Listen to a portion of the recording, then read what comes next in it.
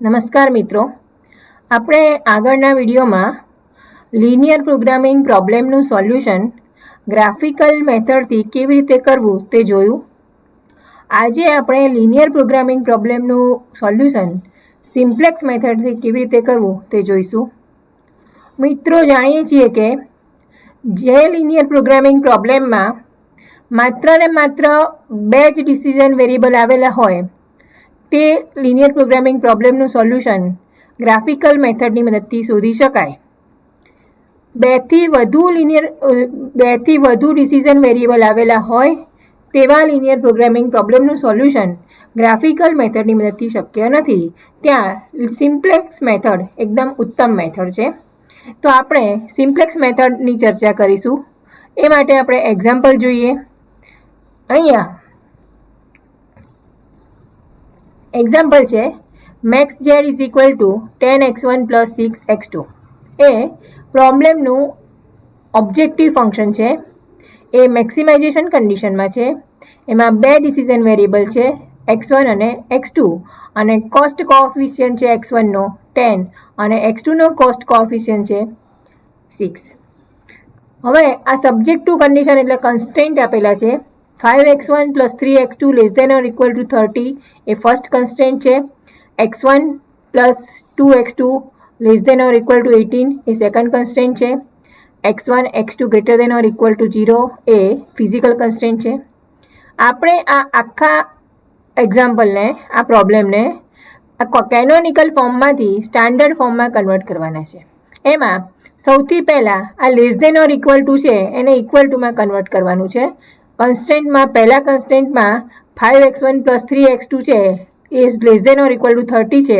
તો less than or equal ટુને equal ટુમાં કન્વર્ટ કરવા માટે લેફ્ટ હેન્ડ સાઈડમાં એક વેરિયેબલ ઉમેરવો પડશે અને એ વેરિયેબલને આપણે કહીશું સ્લેક વેરિયેબલ અને એને s1 વડે દર્શાવીશું. તો પહેલું ઇક્વેશન થશે 5x1 plus 3x2 plus s1 is equal to 30 અને એ જ પ્રમાણે બીજા ઇક્વેશનને પણ લેસ દેનમાંથી ઇક્વલ ટુમાં કન્વર્ટ કરવા માટે એમાં s2 ઉમેરીશું. તો x1 plus 2x2 plus s2 is equal two 18. આ બીજું કન્સ્ટ્રેન્ટ થશે. આમ એનું સ્ટાન્ડર્ડ ફોર્મ થશે subject to 5x1 plus 3x2 plus s1 is equal to 30, x1 plus 2x2 plus s2 is equal two 18 અને x1 x2 હવે બે variable વધી જશે અહીંયા આગળ s1 s2 greater than or equal to 0 અને એ જ પ્રમાણે ઓબ્જેક્ટિવ ફંક્શનમાં પણ સ્લેક વેરિયેબલ આપણે દાખલ કરવા પડે, ઇન્ટ્રોડ્યુસ કરવા પડે. એટલે અહીંયા આગળ max Z is equal to 10x1 plus 6x2 plus 0s1 plus 0s2. આ થયું સ્ટાન્ડર્ડ ફોર્મ. હવે એનું ઇનિશિયલ સિમ્પ્લેક્સ ટેબલ મેળવીશું. તો ઇનિશિયલ સિમ્પ્લેક્સ ટેબલ બનાવવા માટે સૌથી પહેલાં અહીંયા લખીશું સીબી, અહીં કેપિટલ બી અને સ્મોલ બી. સીબી છે ત્યાં આગળ કોસ્ટ કોએફિશિયન્ટ આવે એટલે કે ઓબ્જેક્ટિવ ફંક્શનમાં જે ડિસિઝન વેરિયેબલ કે વેરિયેબલ છે એના કોએફિશિયન્ટ આવશે. બીની જગ્યાએ બી એટલે બેઝિસ છે એટલે બેઝિસમાં પણ ત્યાં આગળ વેરિયેબલ લખવાના આવશે s1 s2 x1 x2 જે બી આવતા હોય. અહીંયા આગળ સ્મોલ બી છે એ વેલ્યુ દર્શાવે છે કે સોલ્યુશન દર્શાવે છે. આપણા કોન્સ્ટન્ટમાં ઇક્વલ ટુની રાઇટ હેન્ડ સાઈડ જે બે વેલ્યુ બતાવી છે એ વેલ્યુ ત્યાં આગળ લખવાની થશે. હવે નેક્સ્ટ આપણી જોડે ચાર વેરિયેબલ છે x1 x2 s1 s2. તો આ ચાર વેરિયેબલની વેલ્યુ અહીંયા દર્શાવવાની થાય છે.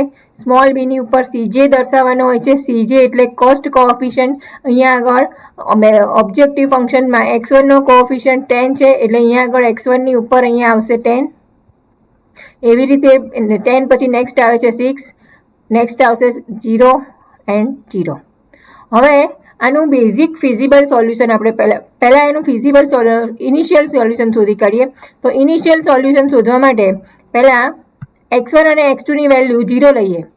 જે આપણા કન્સ્ટ્રેન્ટ છે સ્ટાન્ડર્ડ ફોર્મમાં જે કન્સ્ટ્રેન્ટ છે કન્સ્ટ્રેન્ટમાં x1 અને x2 ની વેલ્યુ 0 લઈએ ફર્સ્ટ કન્સ્ટ્રેન્ટમાં તો s1 ની વેલ્યુ મળે છે 30 અને બીજા કન્સ્ટ્રેન્ટમાં x1 અને x2 ની વેલ્યુ 0 લઈએ તો s2 ની વેલ્યુ મળે છે 18. એટલે x1 x2 0 હોય ત્યારે s1 ઇઝ ઇક્વલ ટુ 30 થાય છે અને s2 ઇઝ ઇક્વલ ટુ 18 થાય છે. તો એ કન્સ્ટ્રેન્ટની વેલ્યુ આપણે અહીંયા બીની બેઝિસમાં લખી કાઢીએ s1 s2. હવે s1 છે એનો કોસ્ટ કોએફિશિયન્ટ છે 0 અહીંથી સીજેમાંથી તમને મળી જશે S2 નો પણ કોસ્ટ કોએફિશિયન્ટ છે 0, એ અહીંયા CB ના જગ્યાએ મૂકીશું આપણે 0 0. અને બી માં સોલ્યુશન એટલે કે વેલ્યુ મૂકવાની છે S1 30, S1 ની ઇનિશિયલ વેલ્યુ છે, S2 ની ઇનિશિયલ વેલ્યુ છે 18. અને હવે આ આખું જે ટેબલ છે, આ જે ટેબલ છે એ ટેબલ આપણે સ્ટાન્ડર્ડ ફોર્મમાં જે કન્સ્ટ્રેન્ટ છે કન્સ્ટ્રેન્ટ એની ઉપરથી ફિલ કરી દઈશું. તો પહેલું કન્સ્ટેન્ટ છે એમાં x1 નો કોએફિશિયન્ટ છે 5 છે, x2 નો 3 છે, S1 નો 1 છે અને S2 વાળો 0 છે. એટલે અહીંયા લખી દઈએ 5 3 1 0. હવે બીજામાં આપણે બીજા કન્સ્ટેન્ટ પરથી લખીશું 1 2 0 અને 1. કન્સ્ટેન્ટ પરથી કોએફિશિયન્ટની વેલ્યુ અહીંયા આગળ મૂકી દેવાની છે. આટલું થયા પછી હવે આપણે શોધવી પડશે ZJ. તો ZJ ની વેલ્યુ કેવી રીતે મળશે? તો ZJ શોધવા માટે ZJ is equal two CB into XJ. CB into XJ.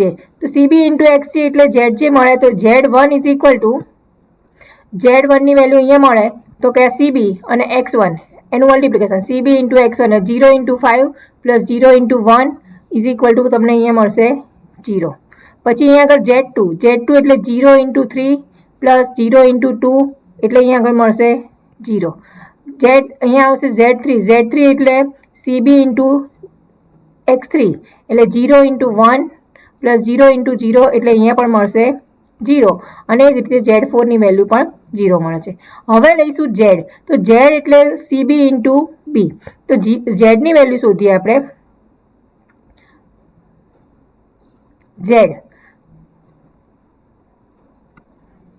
Z is equal to CB into B. CB is equal to અહીંયા આગળ છે 0 અને B is 30 એટલે 0 into 30 plus 0 into 18 is equal to શું થઈ જશે અહીંયા આગળ 0. હવે લઈશું આપણે CJ minus ZJ.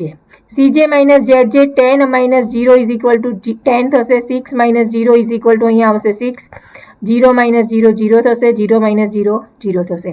એટલે CJ minus ZJ ની તમને વેલ્યુ મળે છે 10 6 0 અને 0.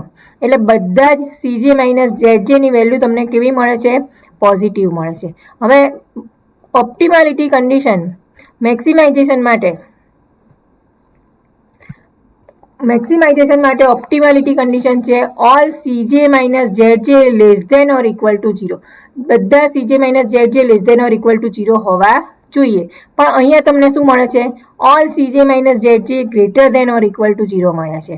એટલે એનો અર્થ થયો કે આ સોલ્યુશન છે એ ઓપ્ટિમલ સોલ્યુશન નથી. આ સોલ્યુશન એટલે કે Z બરાબર 0 એ જે સોલ્યુશન મળ્યું છે એ સોલ્યુશન છે એ ઓપ્ટિમલ સોલ્યુશન નથી. તો ઓપ્ટિમલ સોલ્યુશન શોધવા માટે હવે શું કરીશું? ઓપ્ટિમલ સોલ્યુશન શોધવા માટે CJ માઇનસ ZJ ની જે વેલ્યુ છે, કઈ વેલ્યુ છે? 10 6 0 અને 0. તો એમાંથી સૌથી મોટી પોઝિટિવ વેલ્યુ કઈ છે? તો કે 10 છે. તો એ 10 જે કોલમમાં છે એટલે 10 ને કોરસ્પોન્ડિંગ જે કોલમ છે એ કોલમ આપણે સિલેક્ટ કરીશું, એને કહીશું આપણે કી કોલમ. કી કોલમમાં ઉપર કયો વેરિયેબલ આવેલો છે? x1. તો એ x1 ને એન્ટરિંગ વેરિયેબલ કહેવામાં આવે છે. x1 ને એન્ટરિંગ વેરિયેબલ કેમ કહેવામાં આવે છે? હવે જે આ x1 છે એને બેઝિસમાં ઇન્ટ્રોડ્યુસ કરવાનો છે. બેઝિસમાં S1 અને S2 બેમાંથી ગમે તે એક જગ્યાએ x1 આવી જશે. કોની જગ્યાએ x1 આવશે એ હજી આપણે નક્કી કર્યું નથી, એ આપણે હજી કરવું પડશે. તો એના માટે x1 બેઝિસમાં કઈ જગ્યાએ આવશે તે નક્કી કરવા માટે આપણે કી કોલમ જેવી રીતે નક્કી કરી એવી રીતે કી રો પણ નક્કી કરવી પડે. તો એના માટે આપણે રેશિયો કરીશું. રેશિયો એટલે b ભાગ્યા કી કોલમ. b ભાગ્યા કી કોલમ અહીંયા x1 છે એટલે b upon x1. તો b upon x1 લઈએ તો b upon x1 લઈશું એટલે 30/5 એટલે અહીં મળશે 6 અને અહીંયા છે 18/1 એટલે મળશે 18. તો હવે આ b upon x1 આવ્યો એમાં બે એલિમેન્ટ મળ્યા 6 અને 18. તો 6 અને 18 માં સૌથી નાનો એલિમેન્ટ કયો છે? સૌથી નાની પોઝિટિવ સંખ્યા કઈ છે? 6. તો સૌથી નાની પોઝિટિવ સંખ્યા જે રોમાં હોય એ રોને આપણે કી રો તરીકે પસંદ કરીશું અને એને કી રો નામ આપીશું. તો હવે કી કોલમ અને કી રો એ બે સિલેક્ટ થઈ ગયા અને એ બે જે એકબીજાને ઇન્ટરસેક્ટ કરે એ ત્યાં આગળ એ 5 આગળ ઇન્ટરસેક્ટ કરે છે અહીંયા આગળ, તો 5 છે એને કી એલિમેન્ટ કહેવામાં આવે છે. હવે તમે જે કી રો સિલેક્ટ કરી છે એમાં કયો વેરિયેબલ છે આગળ, સૌથી આગળ S1. તો જેમ X1 છે એન્ટરિંગ વેરિયેબલ હતો એમ S1 છે એ લિવિંગ વેરિયેબલ થશે. એટલે કે X1 છે એ S1 ને દૂર કરી દેશે બેઝિસમાંથી અને ત્યાં આગળ X1 આવી જશે. નેક્સ્ટ ટેબલમાં આપણે આ કરવું પડશે. આ જે છે ઇટરેશન ટેબલ આપણે બનાવ્યું છે, અરે સોરી ઇનિશિયલ સિમ્પ્લેક્સ ટેબલ છે અને હવે પછી આવશે ઇટરેશન ટેબલ. તો હવે ઇટરેશન ટેબલમાં આ બેઝિસમાં જે S1 અને S2 છે એની જગ્યાએ X1 અને S2 થઈ જશે. S1 અહીંથી રિમૂવ થઈ જશે. એટલે S1 ને લિવિંગ વેરિયેબલ કહેવામાં આવે છે, X1 ને એન્ટરિંગ વેરિયેબલ કહેવામાં આવે છે. હવે આપણે બીજી એક વાત જોઈએ કે જો અહીંયા આગળ જ્યારે બેઝિસમાં બે વેરિયેબલ છે S1 અને S2, ત્યારે અહીંયા S1 ની કોલમ જુઓ અને S2 ની કોલમ જુઓ. આ એલિમેન્ટ છે અહીંયા 1 0 છે અને 0 1 છે, એટલે કે આઈડેન્ટિટી મેટ્રિક્સ બનાવે છે. S1 અને S2 શું બનાવે છે? આઈડેન્ટિટી મેટ્રિક્સ બનાવે છે. એટલે જે બે વેરિયેબલ બેઝિસમાં છે એ બે વેરિયેબલ વાળી કોલમો અહીંયા આગળ આઈડેન્ટિટી મેટ્રિક્સ બનાવે છે. તો એ જ રીતે હવે નેક્સ્ટ ઇટરેશન ટેબલ હશે એની અંદર X1 અને S2 હશે. X1 અને S2 હશે. તો X1 અને S2 એ નેક્સ્ટ ટેબલ છે એની અંદર કે X1 અને S2 વાળી બે કોલમો છે આઈડેન્ટિટી મેટ્રિક્સ બનાવવી જોઈએ. એટલે આપણે નેક્સ્ટમાં ધ્યાન રાખવું પડશે કે હવે X1 અહીંયા આવી જશે નેક્સ્ટ ટેબલમાં, તો પછી X1 માં અહીંયા 5 ની જગ્યાએ 1 હોવું જોઈશે અને અહીંયા આગળ શું હોવું જોઈશે? 0. 1 0. X1 વાળી કોલમ છે 1 અને 0 હોવી જોઈશે અને S2 વાળી કોલમ 0 1 હોવી જોઈશે. તો જ X1 અને S2 ભેગા થઈ અને આઈડેન્ટિટી મેટ્રિક્સ બનાવે. તો હવે આપણે જઈએ નેક્સ્ટ ટેબલ ઉપર. હવે આપણે આગળ જોયું કે X1 છે, X1 વાળી જે કોલમ છે એ કી કોલમ છે. એટલે નેક્સ્ટ ટેબલ જે ઇટરેશન ટેબલ બનાવીશું એ ઇટરેશન ટેબલમાં X1 ને S1 ના સ્થાને બી કોલમ બી માં એટલે કે બેઝિસની અંદર એન્ટર કરી દઈશું. તો ઇટરેશન ટેબલ જોઈએ. ઇટરેશન ટેબલની અંદર પહેલાની જેમ જ CB, B અને B તેમજ X1, X2, S1, S2 એ રીતે જ લખી દેવાના છે અને CJ પણ એ રીતે એન્ટર કરી દેવાના છે. CJ ની વેલ્યુ છે 10 6 0 0. ફેર અત્યારે થશે બેઝિસ B માં જે આગળ પ્રીવિયસ ટેબલમાં S1 અને S2 હતા એના બદલે અહીંયા થશે X1 અને S2. CB ની અંદર X1 ની વેલ્યુ CB માં અહીંયા મૂકવામાં આવશે. X1 ની ઓબ્જેક્ટિવ ફંક્શનમાં X1 નો કોએફિશિયન્ટ છે 10 એટલે અહીંયા CB ને જગ્યાએ મૂકીશું 10 અને S2 નો કોએફિશિયન્ટ છે 0 એટલે અહીં મૂકીશું 0. હવે આ X1 વાળી રો છે એને આપણે R1 ડેશ કહીશું, કારણ કે પ્રીવિયસ ટેબલમાં જે S1 વાળી રો હતી એને આપણે R1 કહેવાની છે અને S2 વાળી રો હતી એને આપણે R2 કહેવાની છે. એટલે અહીંયા આગળ આ ઇટરેશન ટેબલમાં X1 વાળી જે રો છે એને R1 ડેશ કહીશું અને આ S2 વાળી જે રો છે એને R2 ડેશ કહીશું. તો આ બે રો અહીંયા આગળ ફિલઅપ કરવાની છે.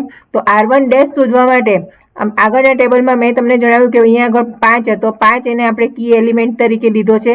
એટલે કી એલિમેન્ટને આપણે કી એલિમેન્ટની જગ્યાએ 1 લાવવાનો છે અને એની નીચેનો એલિમેન્ટ 0 લાવવા પ્રયત્ન કરવાનો છે. તો કી એલિમેન્ટ 5 છે, 5 ની જગ્યાએ 1 લાવવું હોય તો આપણે રો રિડક્શન મેથડ જે લિનિયર એલ્જીબ્રામાં ભણી ગયા છીએ, મેટ્રિક્સમાં ભણી ગયા છીએ એ પ્રમાણે અહીંયા આગળ 5 ની જગ્યાએ 1 લાવવા માટે આ રો ને આગળની જે R1 રો છે એને 5 વડે ડિવાઈડ કરીએ તો તમને R1 ડેશ રો મળે છે. તો R1 ડેશ રો કેવી રીતે મળે છે તે જોઈ લઈએ.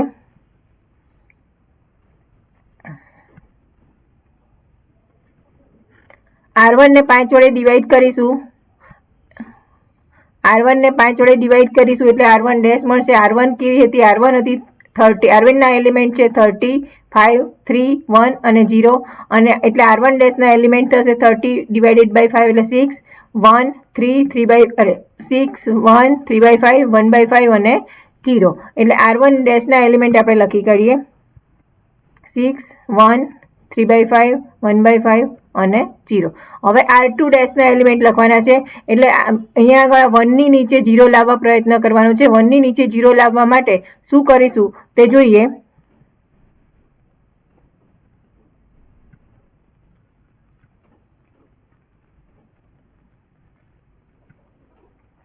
આપણી જે R2 રો હતી એમાં પણ આ સેકન્ડ એલિમેન્ટ છે X1 વાળો એ 1 છે.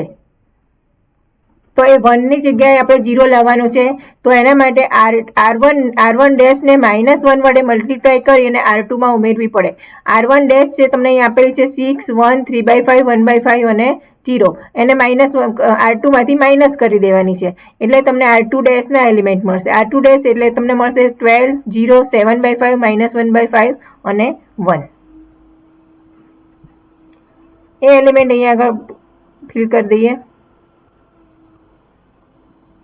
આમ આ ટેબલ અહીંયા આગળ આટલું પૂરું થઈ ગયું છે.